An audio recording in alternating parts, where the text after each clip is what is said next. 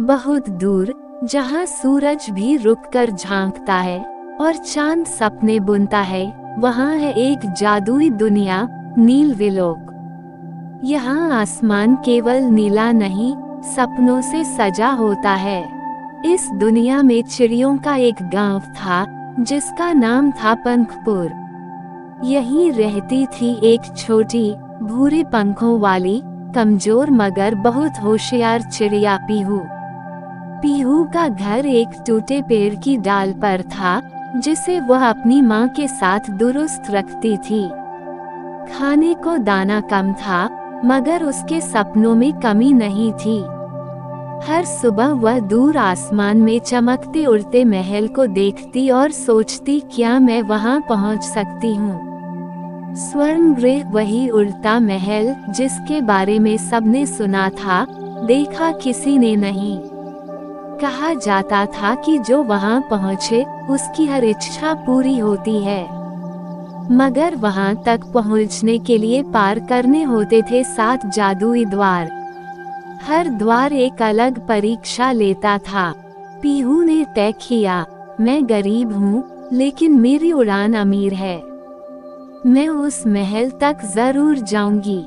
पहला द्वार हवा का था। वहां बैठा था वायुलोम, हवा का देवता। उसकी परीक्षा थी बिना आवाज उड़ना। पीहू ने कई दिनों तक अभ्यास किया, पंखों की सरसराहट को रोकना, सांसों को हल्का करना। आखिरकार जब वह एक पत्ती से भी शांत उड़ने लगी, वायुलोम मुस्कुराया। तू हवा को नहीं काटती, तू हवा बन गई है। आगे बढ़। दूसरा द्वार था एक जीवित नदी, नीरवाणी। उसकी धारा तेज थी और भावनाओं को पढ़ सकती थी। उसने कहा, अगर तेरे भीतर डर या लालच होगा, मैं तुझे बहा दूंगी। पीहू ने अपनी माँ की याद की और मन शांत कर लिया। जलधारा ने उसे स्वीकार किया और पार करा दिया। तीसरे द्वार पर था दहकासुर, अग्निदेव। चारों ओर जलती चट्टानें, आग की नदी। क्या तू अपने स्वार्थ के लिए जलना चाहती है? उसने पूछा। पीहू ने कहा, मैं जलने नहीं, जलाने आई हूँ, गरीबी, झूठ और डर को। अग्नि पीछे हट गई और मार्ग खुल गया।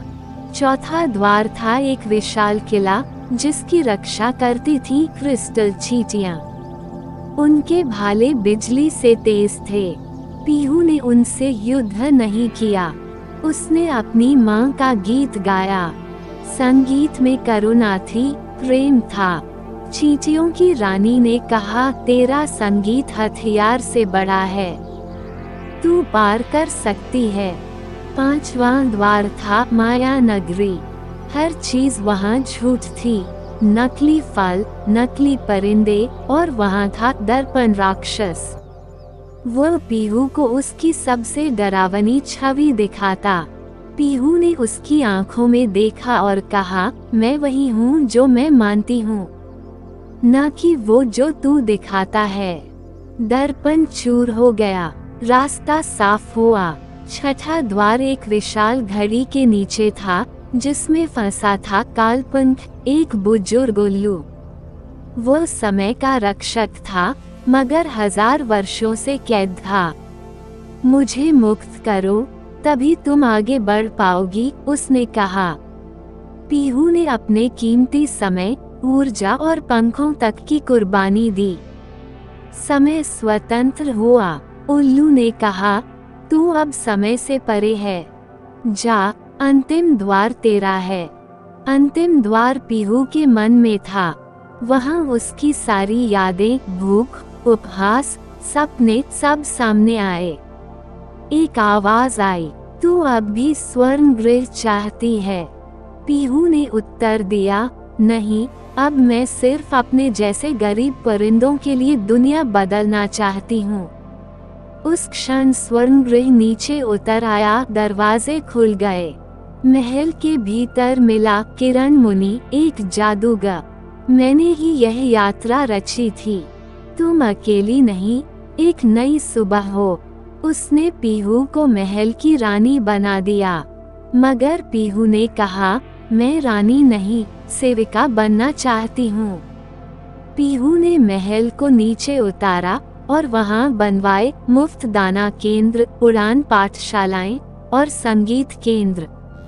गरीब पंछी अब सपनों में नहीं, हक में उड़ते थे। नीलविलोक ने एक नई सुबह देखी, जहाँ हर चिड़िया राजा थी अपने मन की। गरीब चिड़िया अब एक कहानी नहीं, एक किंवदंती बन चुकी थी, और उसका गीत हर उस दिल में गूंजता था जो उड़ना चाहता है।